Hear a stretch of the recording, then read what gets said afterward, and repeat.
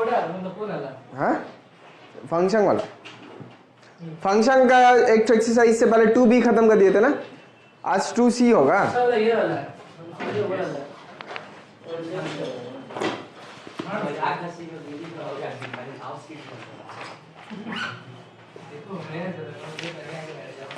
Function इससे पहले पढ़ा है, समझ में आया ना, मजे में?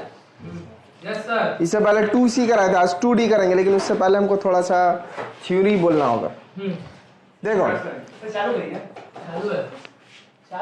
चालू है, ठीक है। यहाँ पे देखो, इससे पहले फंक्शन पढ़ाए थे, क्या बोले थे उसमें? फंक्शन एक तो रूल है जो एक सेट के एलिमेंट को दूसरा सेट में भेजता है, और बोले थे क्या, फंक्शन को इस तरह से लिखते हैं ना, f a to b।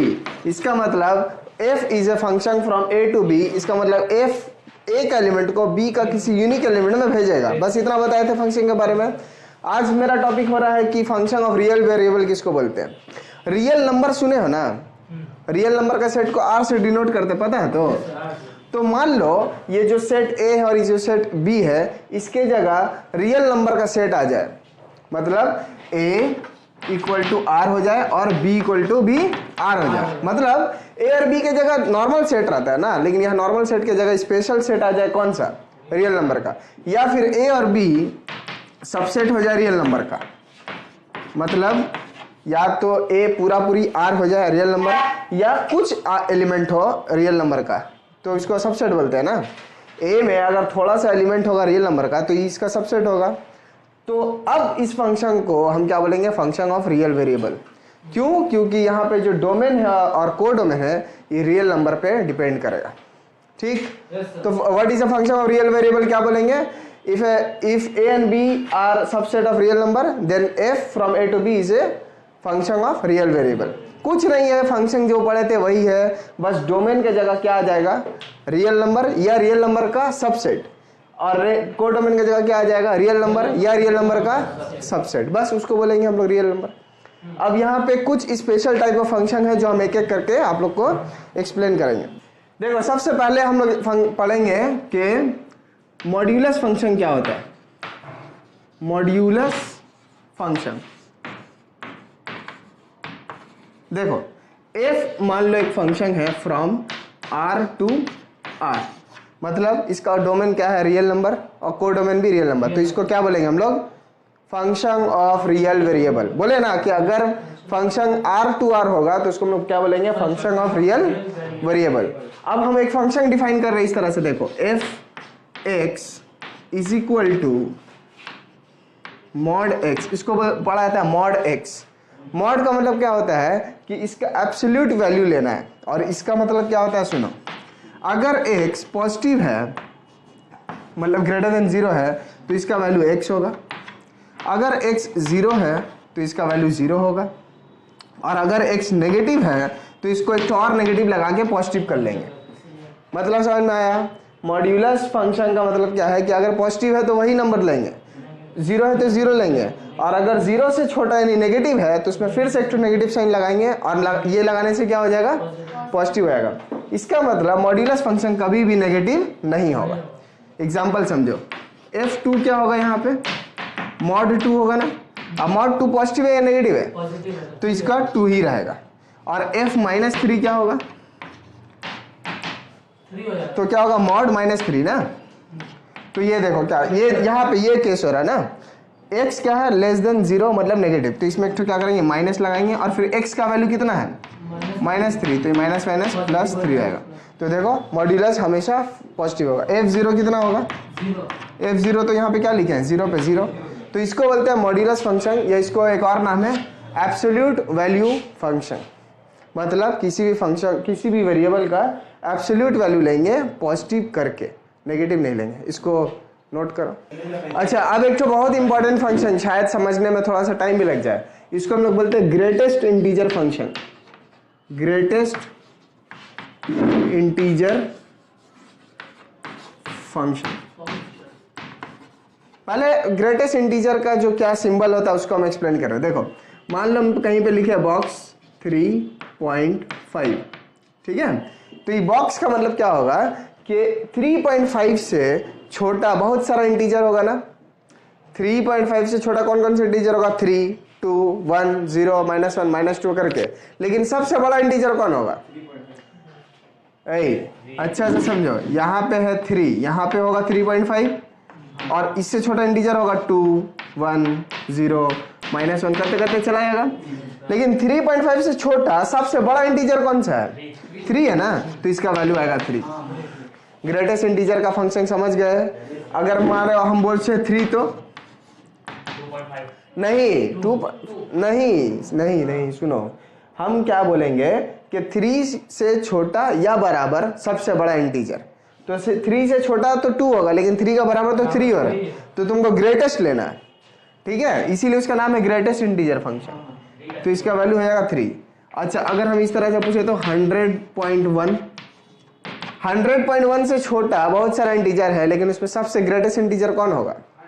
100 होगा, तो ये हो गया 100। तो इसको बोलते हैं ग्रेटेस्ट इंटीजर का सिंबल। और इसका फंक्शन हम लिखा रहे हैं, इसको अभी मत लिखो, रुक जाओ, इसका फंक्शन हम लिखा दे रहे हैं। देखो, f from r to r, मतलब फिर से क्या है? f is a function of real variable as the domain and codomain are set of real number.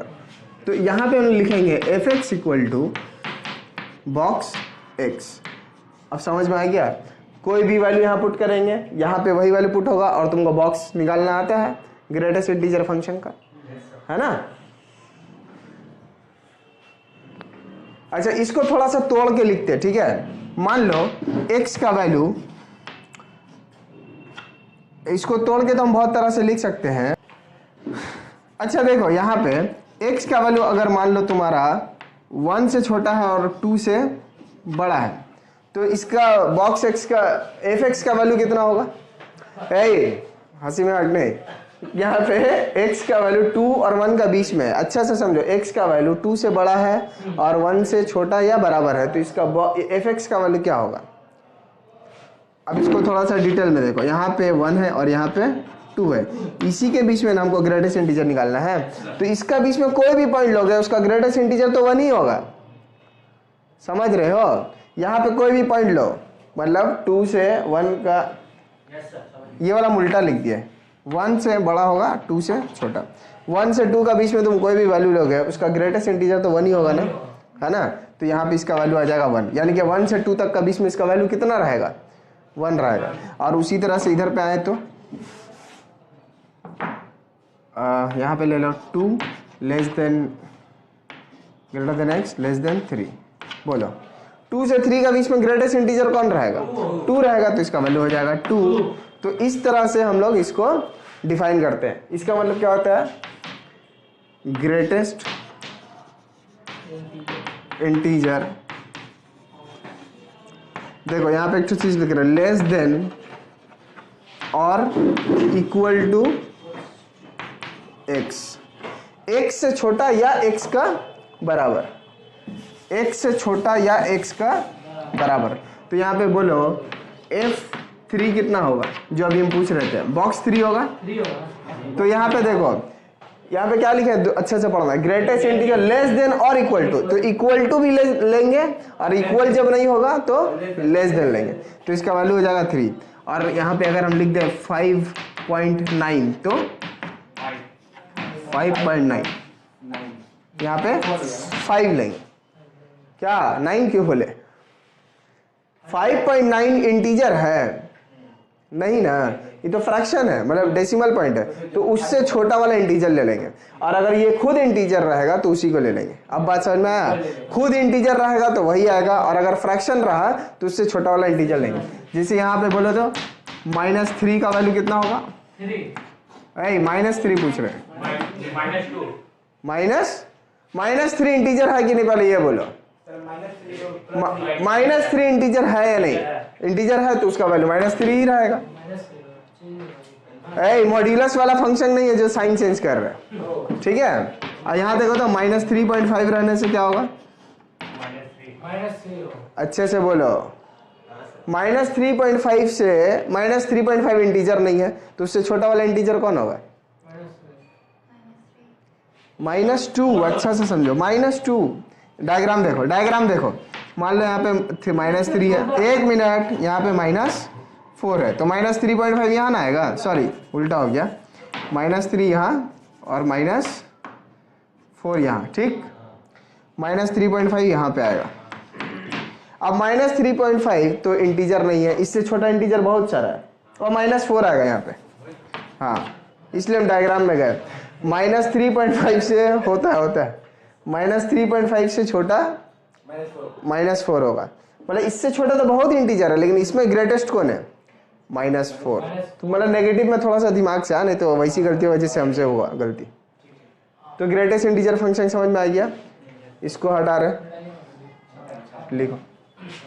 अच्छा देखो, एक और फंक्शन होता है जिसको हम लोग बोलते हैं साइन फंक्शन। साइन, ये भी देखो फ्रॉम R टू कहाँ रहेगा? R। इससे पहले हम f(x) लेते थे ना, अभी यहाँ पे क्या लिए हैं? SIG, sign function. इसको क्या बोलते हैं? देखो, sign of x is equal to क्या होगा? साइन मतलब समझ में आ रहा है, तो प्लस या माइनस वाला हिसाब है। अगर x का वैल्यू पॉजिटिव है, मतलब x 0 से बड़ा है, तो इसका वैल्यू आता है 1। अगर x 0 का बराबर है तो इसका वैल्यू आएगा 0। x अगर नेगेटिव है तो इसका वैल्यू आ जाएगा -1। यही होता है साइन फंक्शन। समझ में आया है? तो इसका तो वैल्यू एकदम आसान है। अच्छा, इसका रेंज बोलो तो क्या होगा? रेंज क्या होगा? इसका वैल्यू कितना आ रहा? 1 आ रहा, 0 आ रहा, -1, यही ना, इसके अलावा कुछ नहीं। तो रेंज में आ जाएगा 1, 0, -1। ठीक है, समझ में आ रहा है? तो अच्छा, यहाँ पे जिससे देखो साइन ऑफ 2 निकालने को बोले तो क्या होगा? 2 पॉजिटिव या नेगेटिव? तो पॉजिटिव में क्या बोला है? 1 हो गया। और साइन ऑफ -3 कितना होगा? तो ये होगा -1। और साइन ऑफ 0 पे वैल्यू कितना बोले हैं? 0। तो इस तरह से साइन फंक्शन को डील किया जाता है। इस फंक्शन को थोड़ा सा घुमा के लिखा जा सकता है। पहले इसको कॉपी करो, उसके बाद हम बता रहे हैं। समझ में आएगा भी नहीं? क्या समझ में नहीं आया? देखो ना, साइन ऑफ x का मतलब क्या है? तुम अगर x पॉजिटिव है तो 1 आएगा, नेगेटिव है तो -1 आएगा, 0 है तो 0 आएगा, सिंपल। तो वहां पे साइन 2 पॉजिटिव था या नेगेटिव था?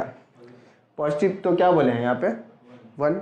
नेगेटिव होगा तो -1, 0 होगा तो 0। ठीक है, साइन फंक्शन से क्या, साइन फंक्शन का क्या यूज हो सकता है बोलो तो? हम बोल सकते हैं कि साइन फंक्शन से बस साइन चेक होता है, पॉजिटिव या नेगेटिव। 1 है तो पॉजिटिव, -1 है तो नेगेटिव, बस यही है साइन फंक्शन। 0 है तो 0। अच्छा देखो, साइन फंक्शन का भी हम क्या लिखे थे? Sign of x is equal to क्या होता था? 1 जब x का वैल्यू 0 से बड़ा होगा, ये होगा 0 जब x का वैल्यू 0 होगा, या होगा -1 जब x का वैल्यू 0 से छोटा होगा। इस फंक्शन को एक और तरीका से लिखा जा सकता है, देखो इस तरह से, mod x बाई x जब x का वैल्यू 0 ना हो, और जब x 0 होगा तो ये वाला 0 हो जाएगा, x इक्वल टू 0 पे 0। अब देखो, ये वाला बात और ये बात एक ही है। अगर x का वैल्यू 0 नहीं है तो या तो पॉजिटिव होगा या नेगेटिव। मान लो पॉजिटिव है, पॉजिटिव होने से mod x कितना आएगा? x आएगा।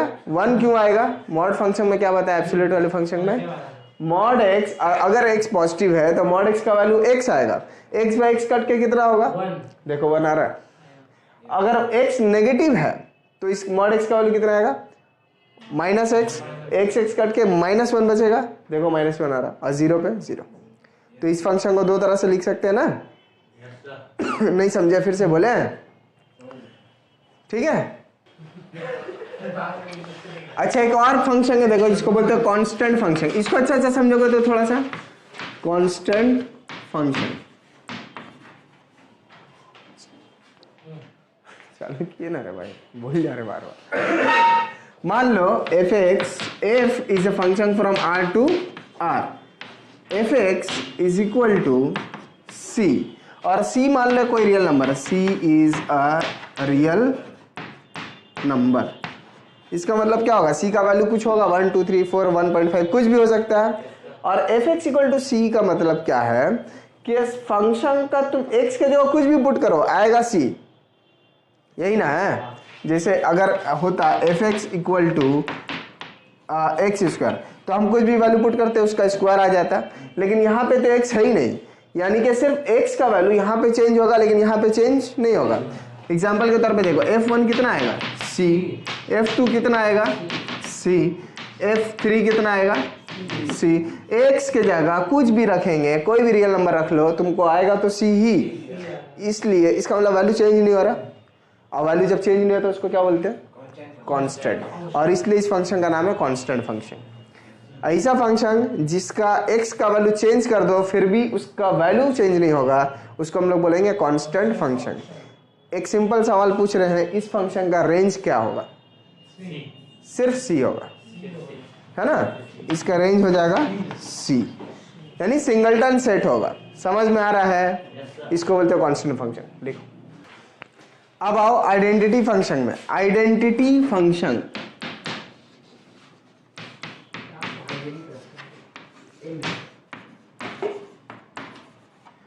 देखो, आइडेंटिटी फंक्शन को हम लोग i से डिनोट करते हैं, तो ये i from r to r होगा ना, और i x क्या होगा x। इसका मतलब क्या हुआ, i is a function such that i x equal to x। इसका मतलब क्या है कि अगर तुम x दोगे x मिलेगा, 1 दोगे 1 मिलेगा, 2 दोगे 2 मिलेगा, 3 दोगे 3 मिलेगा। इसका मतलब जो तुम्हारा यहाँ दोगे वही यहाँ पे मिल जाएगा, इसको बोलते हैं आइडेंटिटी फंक्शन। ठीक है, इसका मतलब हर एलिमेंट अपने आप में मैप हो गया है, 1 1 में गया, 2 2 में गया, है ना। यहाँ पे i2 निकालोगे क्या होगा, i2 2 आएगा, i3.5 निकालेंगे तो क्या होगा 3.5 आएगा। इसका मतलब हर एलिमेंट खुद से मैप हो जाएगा, इसको बोलते हैं हम लोग आइडेंटिटी फंक्शन। इस फंक्शन का रेंज बोल के दिखाओ, रेंज 3.5, इस तरह से तो बहुत सारा होगा, तो बोलो जल्दी से कुछ दिमाग मार के कि इसका रेंज क्या होगा। रेंज मतलब क्या, कहाँ कहाँ एलिमेंट जाएगा, हम तो बोल रहे हर एलिमेंट अपने आप में जाएगा, तो इसका रेंज क्या हो जाएगा x, इंफिनिटी मतलब पूरा रियल नंबर, रियल नंबर पूरा रियल नंबर में चला जाएगा, यही ना होगा रेंज। समझ में आ रहा है, 1 1 में गया, 2 2 में गया, हर एलिमेंट अपने आप में गया। हर एलिमेंट मतलब क्या, यहाँ पे जो है वही यहाँ पे होगा, तो यहाँ पे r है तो यहाँ पे भी r हो जाएगा, तो इसका रेंज होगा रियल नंबर। समझ में आ रहा है, ठीक है। अच्छा, तुम लोग को पता है ना पोलिनोमियल किसको बोलते हैं,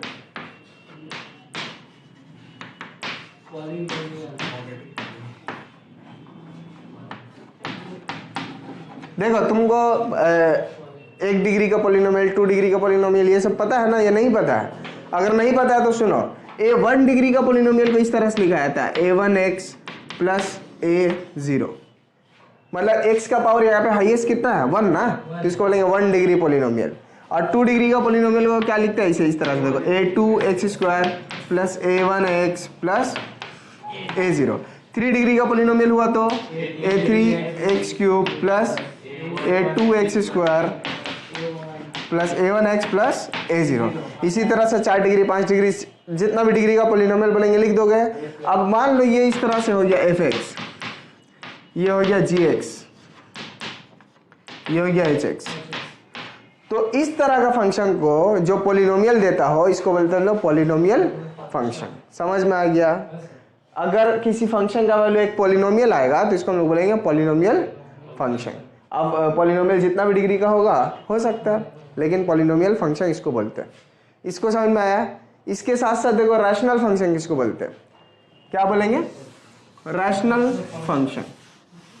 अच्छा, ये जो जितना भी f g h लिखे थे सब फ्रॉम r टू r होगा, मतलब set of real number to set of real number. Rational function का मतलब क्या होता है कि अगर मान लो fx है इज इक्वल टू आ जाए px बाई qx, और px qx क्या हो, px and qx are polynomial function, are polynomial.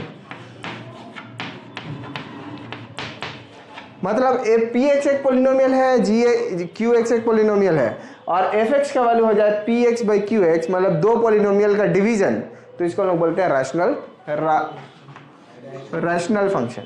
For example fx को ले लो इस तरह से, x square plus 1 by x plus 1, तो एक्स स्क्वायर प्लस 1 एक तो पोलिनोमियल है, 2 डिग्री का पोलिनोमियल, और x प्लस 1 भी एक पोलिनोमियल है 1 डिग्री का, दोनों डिवाइड हुआ तो बन गया क्या, रैशनल फंक्शन। यहाँ पे x को बोले रैशनल फंक्शन।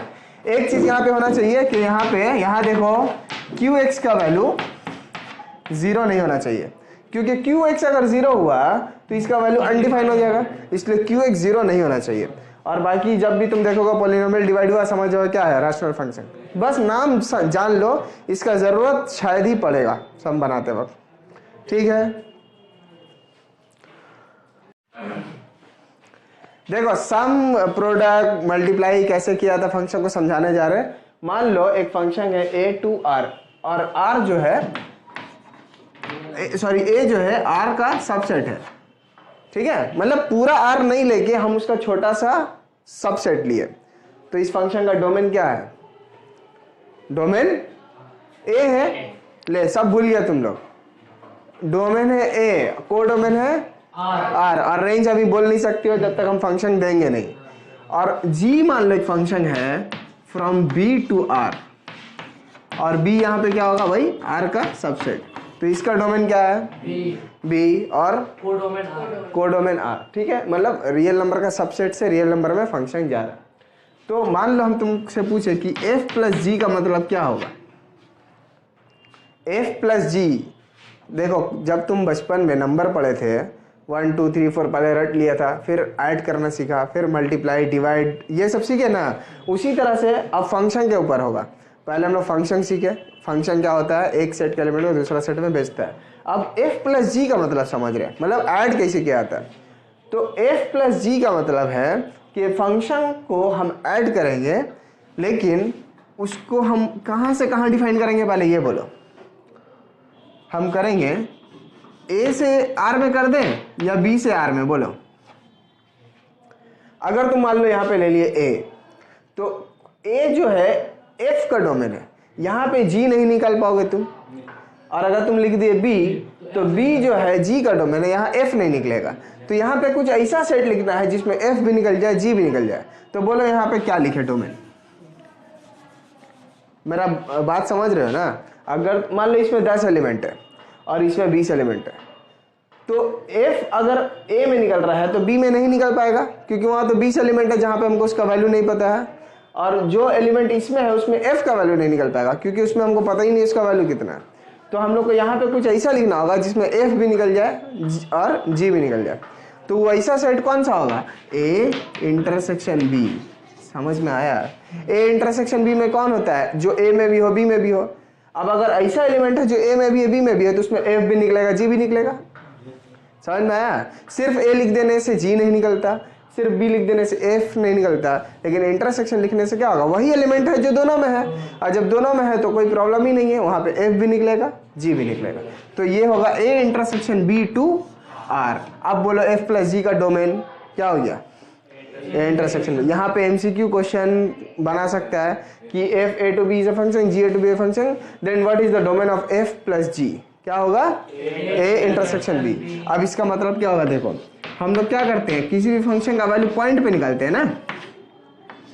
मान लो f प्लस जी एक फंक्शन था, उसका वैल्यू कहाँ निकालने जा रहे हैं, x पे, तो इसको इस तरह से लिखेंगे fx प्लस gx। इसका मतलब क्या हुआ, तुम x का वैल्यू f पे निकालो, फिर g का वैल्यू x पे निकालो और दोनों को ऐड कर दो।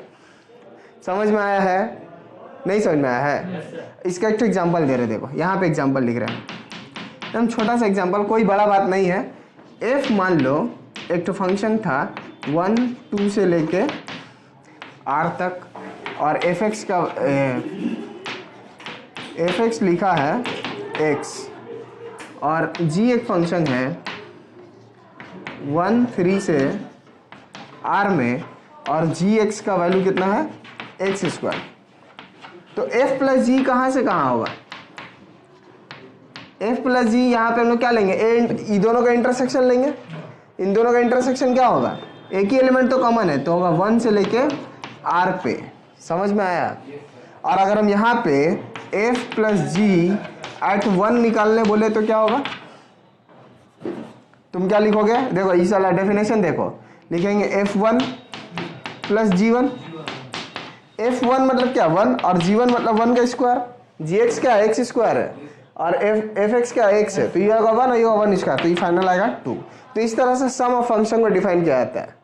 मेन बात तुम ये सब तो तुम लोग कर लोगे, बस इतना समझ के रखो कि फंक्शन सम ऑफ फंक्शन यानी f प्लस जी का डोमेन a इंटरसेक्शन b होगा। इसके अलावा कुछ और दोगे तो कभी f अनडिफाइन होगा, कभी g इंटरसेक्शन देने ही से f प्लस जी डिफाइन होगा। समझ में आया? यहाँ पे इसको एग्जाम्पल तो उतना इंपॉर्टेंट नहीं है, हम एग्जाम्पल हटा दिए, बस यहाँ पे एक चीज लिखेंगे, for all x belongs to a intersection b, है ना। x का वैल्यू कहाँ से लेंगे, a इंटरसेक्शन b से, क्योंकि इसका डोमेन a इंटरसेक्शन b है। कॉपी करो इसको।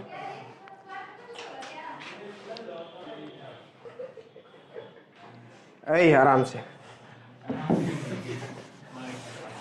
अच्छा देखो, जिस तरह से सम को डिफाइन किया उस तरह से हम लोग डिफरेंस को भी डिफाइन कर सकते हैं।